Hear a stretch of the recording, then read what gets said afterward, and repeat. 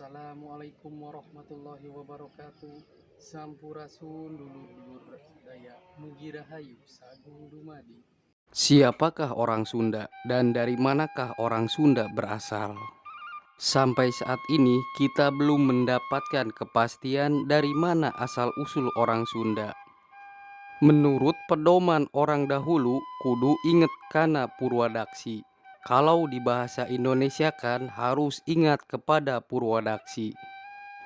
Purwadaksi adalah kata yang berasal dari bahasa Sunda yang memiliki konotasi segala sesuatu itu ada awal dan ada akhir. Purwa berarti wiwitan atau mulai, sedangkan daksi berarti wekasan atau akhir. Purwadaksi adalah arah dan tujuan di mana timur dan di mana selatan. Orang yang lupa Purwadaksi artinya kehilangan arah dan tidak mempunyai pegangan dalam hidup. Sebuah bangsa yang tidak mengenal sejarahnya adalah sebuah bangsa tanpa jati diri. Sunda sebagai suku bangsa yang kaya akan tradisi dan budaya, tidak terlepas dari pandangan yang luhur. Keluhuran pandangan hidup itu mencerminkan bahwasanya orang Sunda sejak dahulu sudah berfilsafat. Filsafat Sunda sendiri merupakan hasil perenungan yang mendalam atau kontemplasi. Dalam filsafat Sunda ada konsepsi tentang sistem diri. Sistem diri ini terdiri dari 3 elemen penting yang saling terkoneksi, yaitu 1. Teteg, 2. Ucap, dan 3. Lampah. Teteg diartikan sebagai sesuatu yang ada di dalam diri.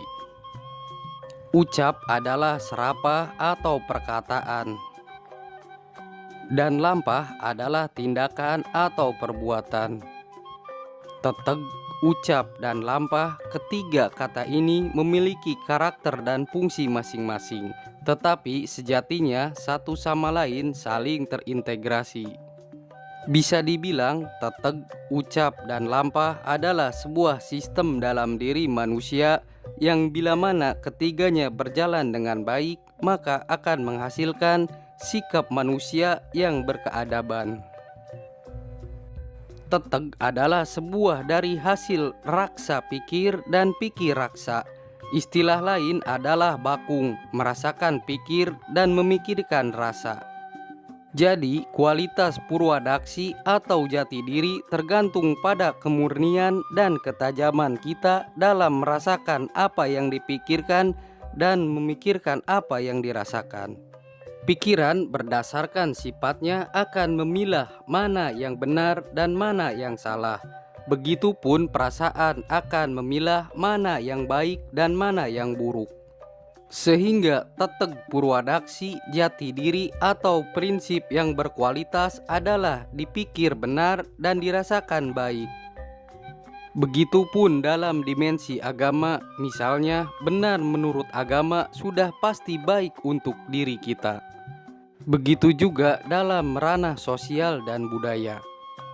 Kendati kerap terjadi kerancuan kebenaran antara agama, sosial, dan budaya, tetapi kita akan mendasarkan diri pada kebenaran agama yang sifatnya ilahiyah.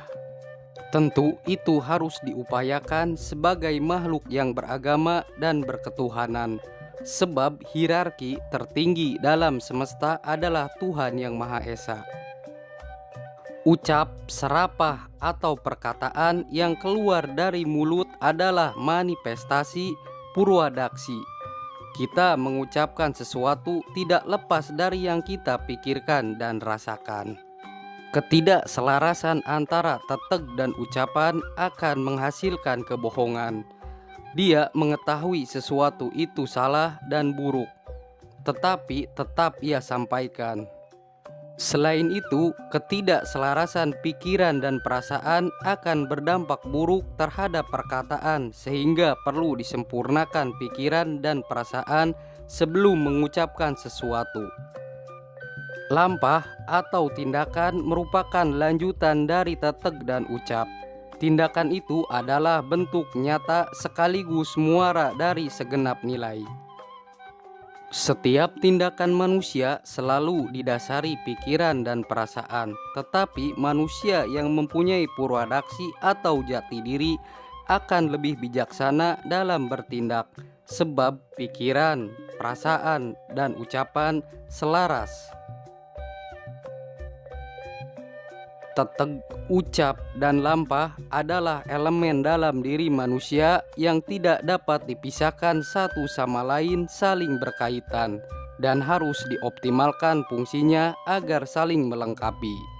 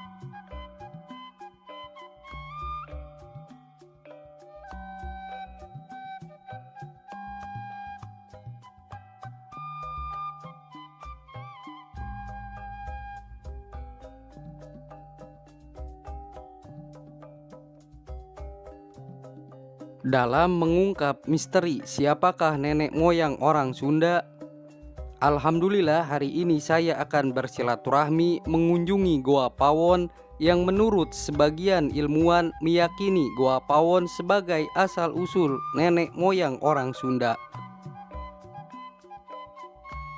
Goa Pawon ini tepatnya terletak di Kampung Cibungur, Desa Gunung Masigit, Kecamatan Cipatat, Kabupaten Bandung Barat, Provinsi Jawa Barat.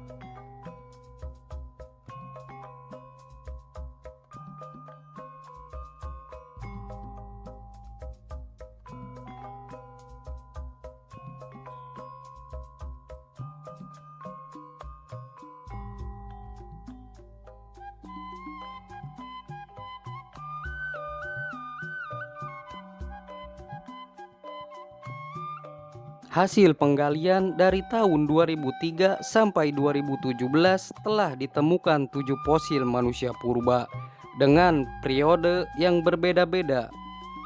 Dari situ bisa disimpulkan betapa panjangnya fungsi Goa Pawon sebagai tempat beraktivitas manusia masa lalu.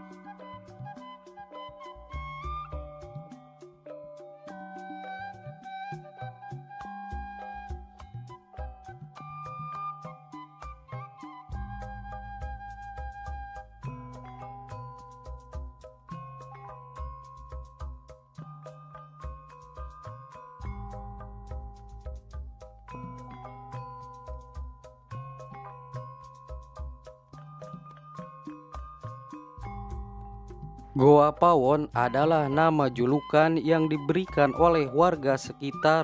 Hal ini didasarkan pada bentuk atap goa yang mirip pawon, yang artinya cerobong asap di dapur. Diperkirakan oleh para peneliti, penanggalannya ada pada masa Mesolitik akhir hingga masa Neolitik.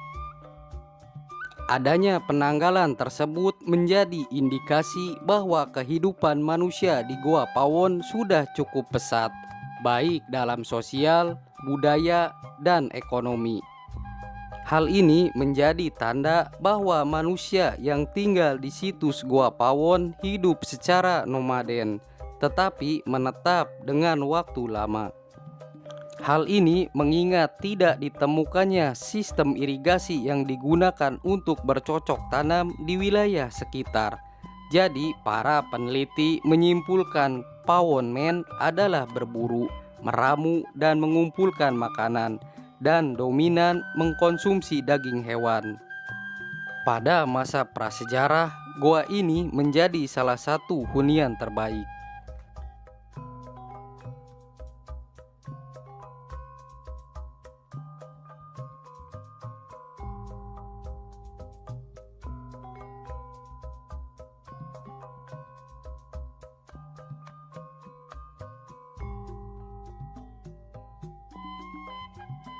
Siapakah orang Sunda dan dari manakah asal orang Sunda?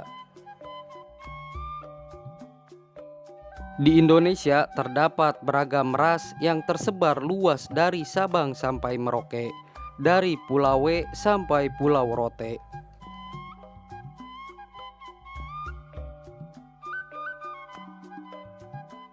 Keberagaman ras yang terdapat di negara Indonesia pada umumnya bisa dikategorikan berdasarkan dari ciri-ciri tampilan fisiknya.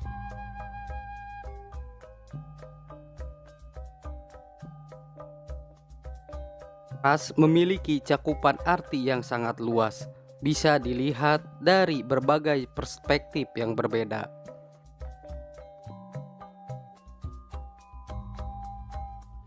Ras merupakan sebuah istilah yang merujuk kepada sebuah sistem pengelompokan yang dipakai untuk membuat klasifikasi manusia ke dalam sebuah populasi atau kelompok yang besar dan memiliki perbedaan dalam ciri tampilan fisik yang bisa diamati berdasarkan asal-usulnya, dari mana pewaris yang dalam makna suku dan yang lainnya.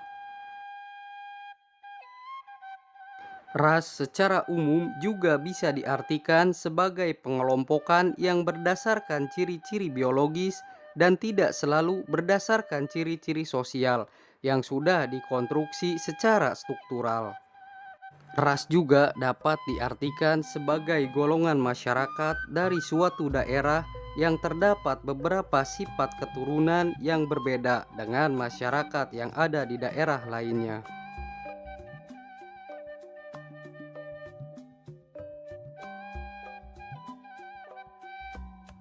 Suku Sunda diperkirakan berasal dari keturunan Austronesia, ras Mongolid, atau ras yang tersebar dari Taiwan hingga Hawaii.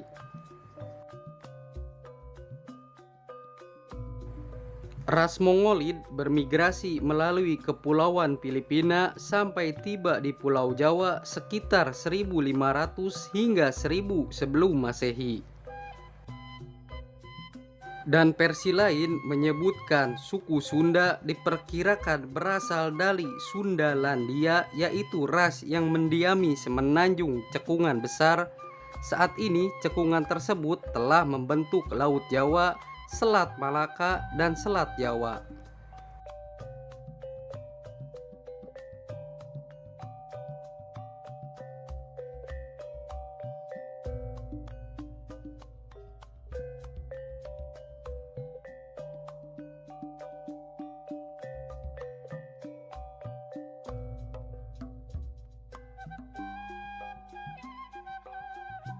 Goa Pawon yang diyakini oleh beberapa ilmuwan sebagai nenek moyang orang Sunda. Pendapat ini berdasarkan hasil penggalian dari 2003 sampai 2017. Telah ditemukan 7 fosil manusia purba.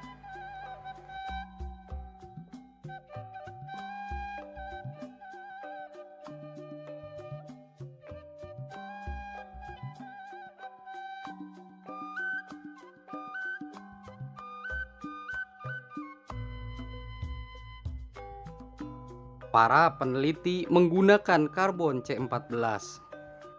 Karbon C14 atau radiokarbon adalah isotop radioaktif karbon dengan inti yang mengandung 6 proton dan 8 neutron. Keberadaannya dalam bahan organik adalah dasar dari metode penanggalan radiokarbon untuk memperkirakan umur pada sampel-sampel arkeologi, geologi, dan hidrogeologi.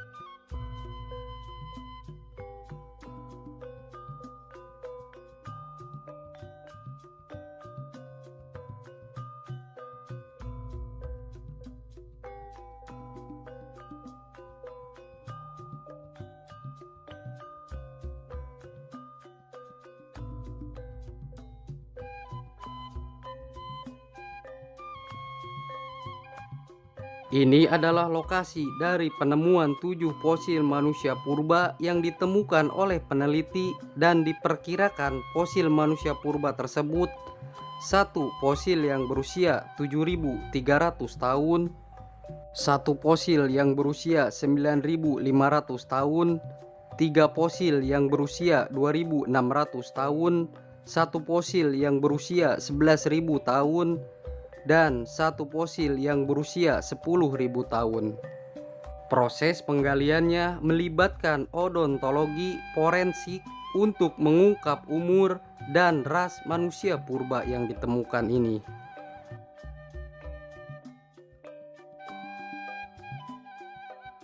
Sebagai salah satu suku bangsa yang cukup besar, Sunda merupakan cikal bakal berdirinya beberapa peradaban di Nusantara. Dimulai dengan berdirinya kerajaan tertua di Nusantara, yakni Kerajaan Salakanagara, Kerajaan Tarumanagara, Kerajaan Galuh, Kerajaan Pakuan Pajajaran, Kerajaan Sumedang Larang, dan kerajaan-kerajaan lainnya.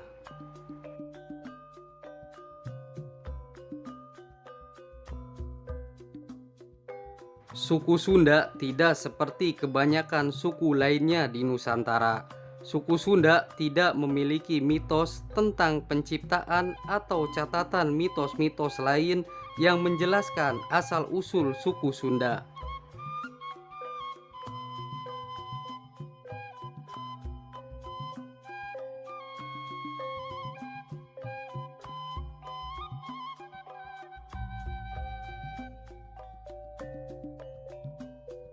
Suku Sunda tidak seorang pun mengetahui dari mana mereka datang dan bagaimana suku Sunda menetap di Jawa Barat. Hanya berdasarkan perkiraan dan belum memiliki ketepatan sempurna. Itu pun perkiraan dilakukan oleh para ilmuwan dalam mengungkap sejarah asal-usul orang Sunda. Para ilmuwan tidak sembarangan menafsirkan. Para ilmuwan menafsirkan kemudian memperkirakan berdasarkan temuan-temuan fosil yang diteliti menggunakan C14 atau radiokarbon.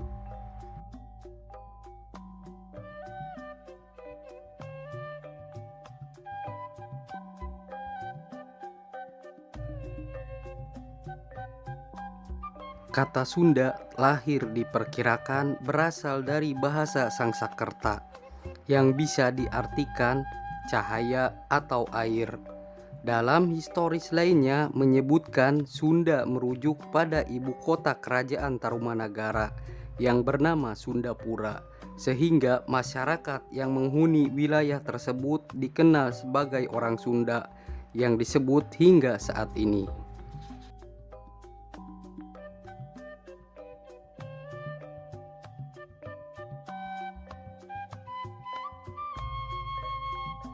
Dalam versi lain menyebutkan Sunda yaitu Sun atau Suda yang memiliki makna terang, bersinar, putih atau berkilau. Sedangkan dalam bahasa Bali dan Jawa kuno, kata Sunda artinya bersih, suci, murni, tidak ternoda, dan tidak tercela. Dalam catatan Portugis Suma Oriental, orang Sunda digambarkan memiliki sifat optimis, ramah, sopan, riang, dan bersahaja.